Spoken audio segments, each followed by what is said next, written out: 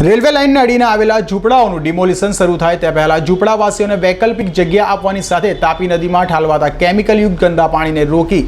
તાપી શુદ્ધિકરણ કરવાની માંગ સાથે આમ આદમી પાર્ટી દ્વારા સુરત કલેક્ટરને આવેદનપત્ર આપી રજૂઆત કરાઈ છે। સુરત મહાનગરપાલિકાની હદમાં રેલવે લાઇન અડીને આવેલા વિવિધ ઝૂંપડાઓનું પાલિકા અને રેલવે દ્વારા નોટિસો આપી મકાનો ખાલી કરવા જણાવ્યા બાદ હાલમાં ડિમોલિશનની કામગીરી હાથ ધરાઈ છે। ત્યારે આમ આદમી પાર્ટી દ્વારા ઝૂંપડાવાસીઓને ઘર વગરના કરતા પહેલાં તેઓ હાઈકોર્ટનો ગાઈડલાઇન્સ મુજબની વૈકલ્પિક આવાસ ફાળવવામાં આવે સાથે સુરતમાંથી પસાર થતી પવિત્ર તાપી નદીમાં કેટલાક અસામરિક લોકો દ્વારા કેમિકલયુક્ત ગંદુ પાણી છોડાયેલ છે, જેને રોકો અને તાપી શુદ્ધિકરણ કરવામાં આવે તે માંગ કરવામાં આવી હતી। આજે જે રેલવે લાઇનને અડીને આવેલા જે ઝૂંપડા હટાવવાની વાત છે, આજે વર્ષોથી એટલે કે 60-70 વર્ષોથી ત્યાં લોકો રહે છે। 60-70 વર્ષોથી તમે કોઈ પણ જગ્યા પર રહો એટલે ત્યાં તમારો માલિકાના હક ગણાય એવો કાયદો કહે છે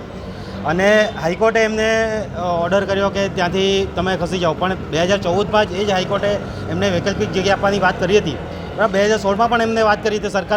સરકારશ્રી દ્વારા કે એમને બીજી વૈકલ્પિક વ્યવસ્થા કરવામાં આવે, તો કન્ટેમ્પ ઓફ કોર્ટ ઉપરવટ જઈને સરકારનો જે કાયદો હતો, જે હાઈકોર્ટે જે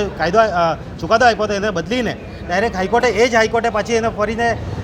ના પાડી દેવામાં આવીને જગ્યા ત્યાંથી ખાલી કરાવવામાં આવી, એટલે કન્ટેમ્પ ઓફ કોર્ટ છે, હ્યુમન રાઇટ્સનું વાયોલેશન છે। અને અત્યારે અમે સુપ્રીમ કોર્ટમાં ગયા છે, સુપ્રીમ કોર્ટમાં પણ 2 થી 3 હવાલા મૂકવામાં આવ્યા છે કે જ્યાં ઝૂંપડપટ્ટી હોય ત્યાં એ લોકોને વૈકલ્પિક જગ્યા આપ્યા સિવાય તમારે એ જગ્યા ખાલી કરાવવી જોઈએ નહીં, એના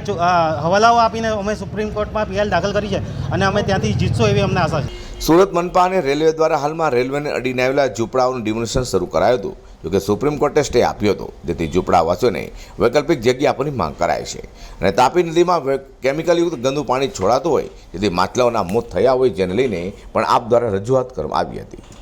અઝર કુરેશી સાથે પ્રકાશવાળા।